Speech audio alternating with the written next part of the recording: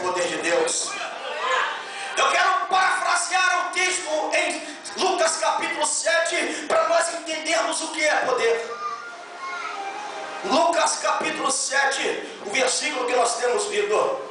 Quem não conhece a história da viúva de Naim?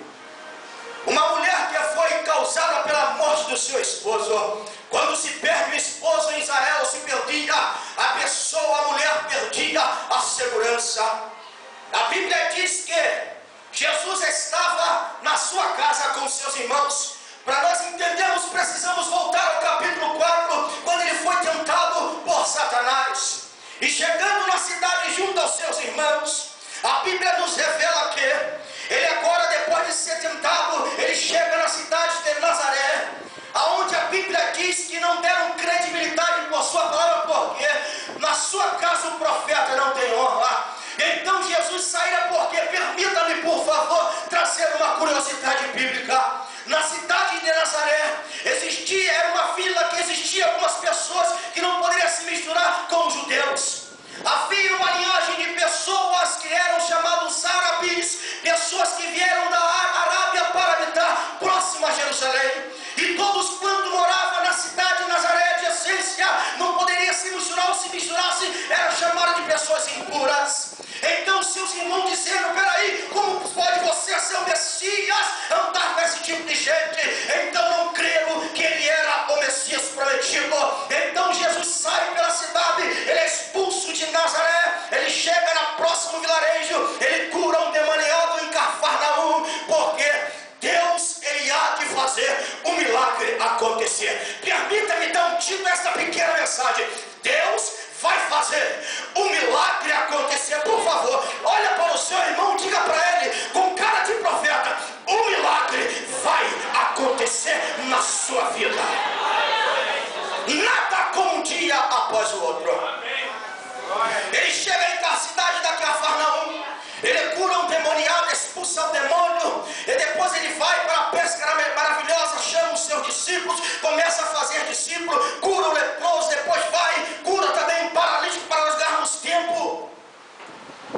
Ele chega a um homem que estava sentado na alfândega, o nome de Mateus ou Levi, chama ele, vem, porque tem uma obra na sua vida. A Bíblia diz que esse homem se levanta, se prontifica, porque a palavra de Deus, para quem perece é loucura, mas para nós que somos salvos é poder de Deus. Imagine só, o homem passa por uma aldeia, por uma alfândega, porque ele era funcionário de Roma, segundo a Bíblia.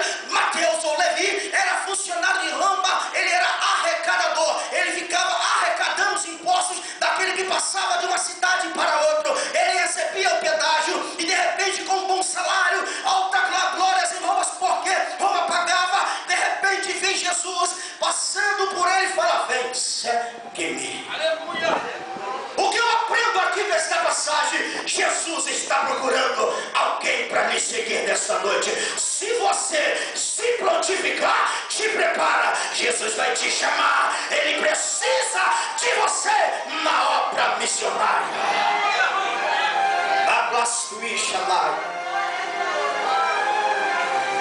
E chega na cidade de Cafarnaum. Essa cidade, ela tinha 3 entradas ou 3 portas. 1, 2, 3. E essa viúva morava na 3ª porta, adentrando a cidade. A Bíblia fala da porta, mas a história nos diz que eram 3 portas, 3 entradas. E ele chega na cidade de Cafarnaum, e de repente ele vê um cortejo fúnebre. Só que com um detalhe, meus irmãos: esta mulher estava velando o seu filho durante 3 dias por conta da tradição judia, que para os judeus o morto ressuscitaria ao 3º dia. E ela ficou 3 dias com a chama da esperança acesa. Ela estava esperançosa que ao 3º dia o seu filho ia levantar, porque ela cria que o milagre ia acontecer. Precisamos crer que o milagre vai acontecer, evangelista. Ainda que a circunstância nos diz que não tem mais jeito, mas temos que crer, porque Deus, ele é fiel. Imagine só, permita-me esta conjectura, esta coração. Imagine aquela mulher agora sem o seu esposo, perdeu a segurança. E agora ela perde a sua esperança, porque a sua segurança, a sua esperança estava depositada no seu filho, mas ela tinha um suporte, uma pequena vasilha. Ela disse assim: eu tenho esperança, que a minha esperança vai ressuscitar, porque eu estou no primeiro dia, e são 3 dias. Imagine ela louvando, eu te louvarei, Senhor, Yeshua Hamashia, ela louvando ao Todo-Poderoso. Passou-se o 2º dia, de repente alguém entrava na sua casa, estava lá aquela mulher diante do caixão, louvando, dizendo: meu filho vai ressuscitar. E alguém talvez tenha dito: mulher, não chore mais, porque o seu filho vai ressuscitar, porque ainda falta 2 dias. Aleluia.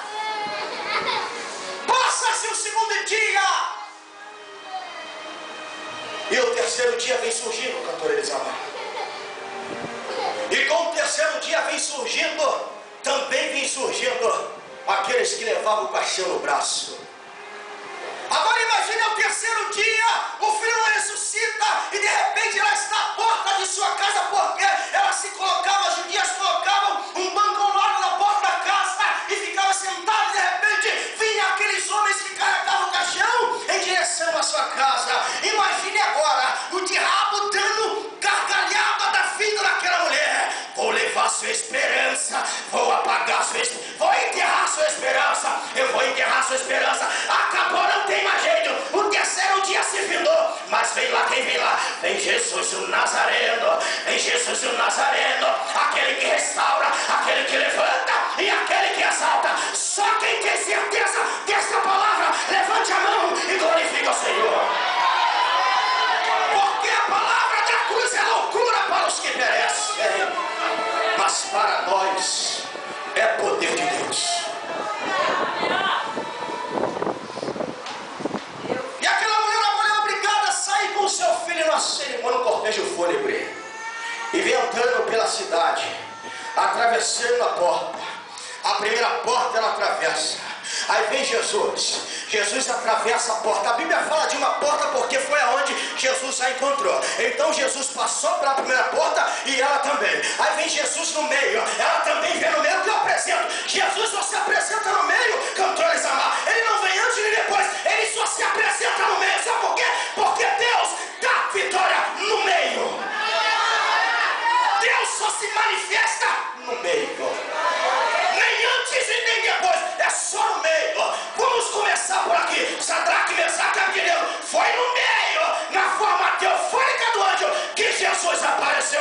Foi no meio, foi dentro da cova, no meio da cova, que o anjo fechou a boca do leão. É no meio que Jesus aparece, é só no meio. É quando parece que não tem mais jeito, já chegou o fim, mas vem Jesus, vem Jesus, vem Jesus. O milagre vai acontecer.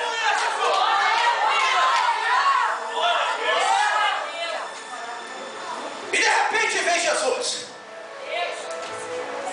com a multidão acompanhando o cortejo fúnebre. A Bíblia diz no versículo 12 que ele chegou à porta da cidade, onde estava o defunto. A Bíblia diz que Jesus, vendo-a, moveu-se de compaixão por ela e disse: não chores. Imagine durante 3 dias essa mulher ouvindo essa palavra: não chores. Parece até uma chacota. De repente você está passando na luta tremenda, vai ver assim: não chora mais nada. Você vai ganhar, Deus vai te dar vitória. É difícil, não tem como segurar as lágrimas, já perdemos a esperança. Só que nós aceitamos aquele que veio trazer a viva esperança. Não chores. Eu imagino alguém chegar assim: ei, tu chegou atrasado, moço. Tu chegou atrasado. Era para ter vindo ontem, porque hoje já faz 3 dias. Não está mais não. Aí Jesus agora chegou perto do esquife,